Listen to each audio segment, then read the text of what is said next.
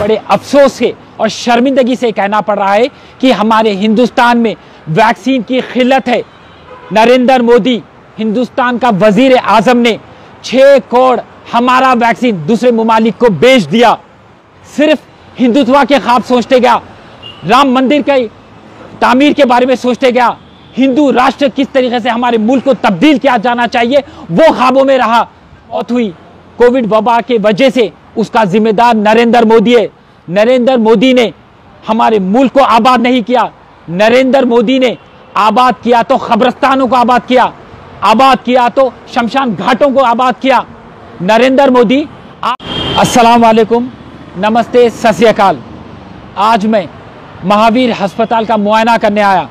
यहाँ पर कोविड वबा से परेशान हाल में जो लोग हैं उनका इलाज हो रहा है। और मैं आप सबको बताता चलूँ कि अगर से कोविड जो जानलेवा बीमारी है उसे बचने का एक ही तरीका है, मुकम्मल तरीके से वैक्सीनेशन लेना। पर मुझे बड़े अफसोस से और शर्मिंदगी से कहना पड़ रहा है कि हमारे हिंदुस्तान में वैक्सीन की किल्लत है। नरेंद्र मोदी हिंदुस्तान का वजीर आजम ने 6 करोड़ हमारा वैक्सीन दूसरे ममालिक को बेच दिया। और मैं आपको बताता चलूं, हिंदुस्तान के फार्मास्यूटिकल कंपनीज जो कोविड शील्ड और कोवैक्सीन बनाते हैं वो हमारे मुल्क के हैं। और Hindustan pharmacy capital of world कहलाता, इसके बावजूद के फार्मास्यूटिकल कंपनीज हमारे हिंदुस्तान के हैं। हम मैन्युफैक्चर वैक्सीन नहीं कर पा रहे हैं। और नरेंद्र मोदी अपने ग्रैंड विस्टा प्रोजेक्ट में 17,000 करोड़ खर्च करता है।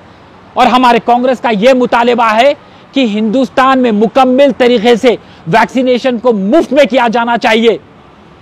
सर्वे यह बताता है कि 0.32 इंडियन एनुअल जीडीपी का रकम है अगर से नरेंद्र मोदी मुकम्मल तरीके से हिंदुस्तान में वैक्सीनेशन मुफ्त में करता है तो। पर नरेंद्र मोदी सदा हिंदुत्व की सोच से आगे बढ़ा है। वो कहता है कि वो हिंदुस्तान का चौकीदार है। मगर ये कौन सा चौकीदार है जो सो गया और सोते के वक्त कोविड जैसी वबा हिंदुस्तान में दाखिल हो गई। वो सोने के वक्त सिर्फ हिंदुत्व के ख्वाब सोचते गया, राम मंदिर के तामीर के बारे में सोचते गया, हिंदू राष्ट्र किस तरीके से हमारे मुल्क को तब्दील किया जाना चाहिए वो ख्वाबों में रहा। और आज मुकम्मल तरीके से जितने भी हिंदुस्तान में लाखों की मौत हुई कोविड वबा के वजह से, उसका जिम्मेदार नरेंद्र मोदी है। नरेंद्र मोदी ने हमारे मुल्क को आबाद नहीं किया। नरेंद्र मोदी ने आबाद किया तो कब्रिस्तानों को आबाद किया तो शमशान घाटों को आबाद किया।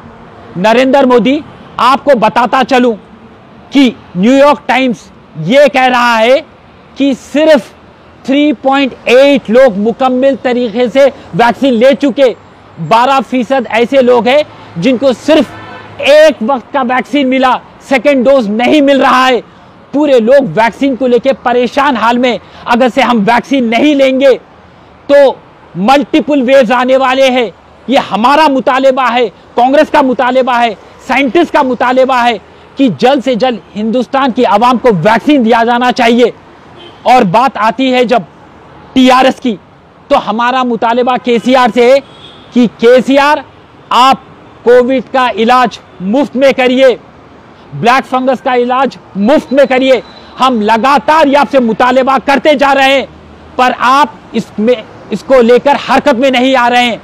आपको अच्छी तरीके से पता है कि लोग की माशी हालत किस तरीके से तबो-ताराज है, नौकरी नहीं है, बेरोजगारी है, गरीबी है। इसके बावजूद भी आप इसका इलाज मुफ्त में नहीं कर रहे। हमारा मुतालिबा ये भी था कि आप आरोग्यश्री में लाइए कोविड के इलाज को, पर आप आरोग्यश्री में भी नहीं ला रहे क्योंकि तेलंगाना के खजाने खाली हो गए।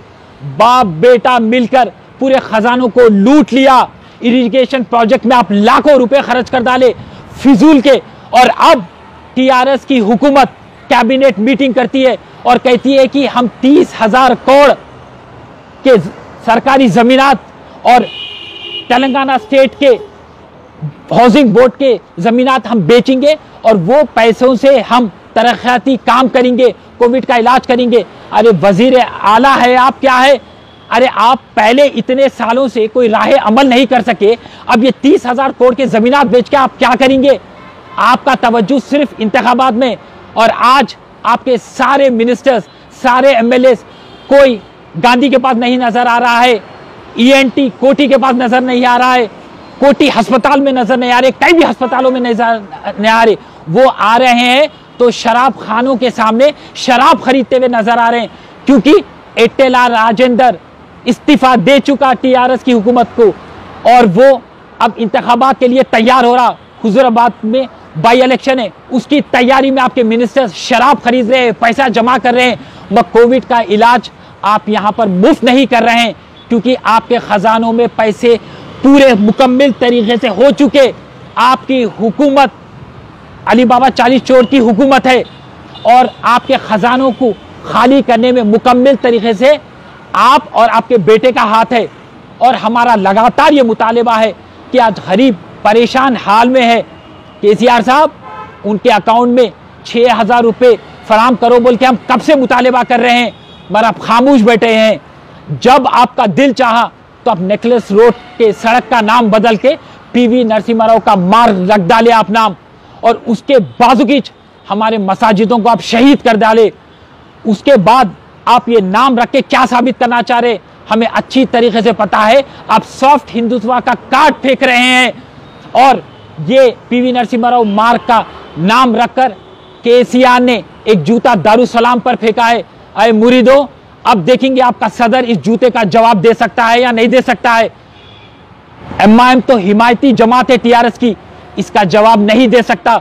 जिस दिन असदुद्दीन ओवैसी ये जूते का जवाब देगा तो राशिद खान दारुसलाम के सीढ़ियां चढ़ के उसकी गुलपोशी करेंगा। मेरे भाइयों, और आपको मैं ये बताता चलूं कि रियासत तेलंगाना में मसाजिद शहीद हो गए। वहां देखे तो वो जोकर, पाखंडी, सन्यासी, योगी हमारे मसाजिदों को शहीद करता है। और याद रखो, जब भी कोई मुल्क में मसाजिद शहीद होते तो अल्लाह का अजाब नाजिल होता। एक बड़ी मस्जिद शहीद हुई, कोर्ट का फैसला आया, वो हम मुसलमानों को नागवारा था, फिर भी हमने कानून की इज्जत करते हुए उस फैसले का खैर मकदम हमने किया। उसके बाद ये हुकूमत परेशान हाल में आ गई। कोविड जैसी जानलेवा बीमारी पूरे हिंदुस्तान को तबो ताराज कर डाली। आज सड़कों पर हर जगह अफरा तफरी मची हुई है, शमशान घाटों में लाशें हैं, हर जगह चिताएं जल रही है, जनाजों को दफनाया जा रहा है, फिर भी यह हुकूमत संभली नहीं। उत्तर प्रदेश में योगी आदित्यनाथ 2 मसाजिदों को शहीद करता है। अरे जो मुल्क में मसाजिदों को शहीद किया जाता है वो जगह पे अल्लाह का अजाब नाजिल होता है, और कोविड के जरिए से ये हुकूमत पर अल्लाह का अजाब नाजिल हो चुका, फिर भी ये हुकूमत संभल रही नहीं। ऐसा अंदेशा है कि आगे जाके बीजेपी की हुकूमत अरे ताजमहल को भी मिसमार कर देंगी, चांद मीनार को भी मिसमार कर देंगी, कुतुब मीनार को भी मिसमार कर देंगी। क्या करेंगे आप मिसमार करके? मंदिरों को तामीर करेंगे। एक वक्त ऐसा आ जाएगा कि आप लोग मंदिर तो तामीर कर लेंगे, मगर मंदिर में कोई इंसान जाके घंटी बजाने के लायक नहीं रहेगा। लिहाजा सेक्युलरिज्म को के नारे को बुलंद कर दो। बीजेपी की हुकूमत से मेरा मुतालिबा ये है, और हमारा मुतालिबा ये है कि फ्री वैक्सीनेशन फौरन करिए आप, और अगर से आप फ्री वैक्सीनेशन नहीं करेंगे तो मल्टीपल वेज आने के इम्कानात है। और केसीआर साहब, आप जरा समझ जाइए, आप जो मन चाहा फैसला लेते हैं वो फैसला आवाम के हित में कभी नहीं रहता, वो फैसला हर वक्त आवाम के खिलाफ रहता। अब फिल वक्त जो ये फैसला लिए आप पीवी नरसिम्हा राव के मार का, ये फैसला खुसूसन मुसलमानों के खिलाफ है। आप अच्छी तरह जानते हैं इसकी वजह क्या है, उसके बावजूद भी आप ठेस पहुंचा रहे। आप हर वक्त मुसलमान कौम के पीछे खंजर बोके। अरे मैं मुसलमान कौम से कहना चाह रहा हूं कि ऐसी कौन सी गफलत की नींद में आप सो रहे हैं कि आपको ये तमाशा नजर नहीं आ रहा कि आपके ईमान में कमी है? आपके ईमान में कमी नहीं है, आपका तकवा मजबूत है, फिर वो तकवे का मुजाहरा आप क्यों नहीं कर रहे हैं? गफलत की नींद से बेदार हो जाओ। समझो केसीआर की चाल, समझो मजलिस इत्तेहादुल मुस्लिमीन की चाल।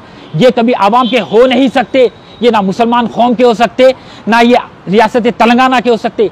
तो मेरा मुतालिबा ये है नरेंद्र मोदी से कि फौरन आप हिंदुस्तान में वैक्सीनेशन मुफ्त कीजिए।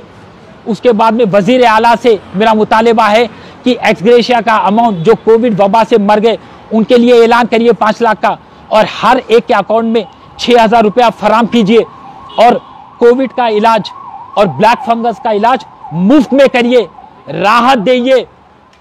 जय कांग्रेस, जय हिंद।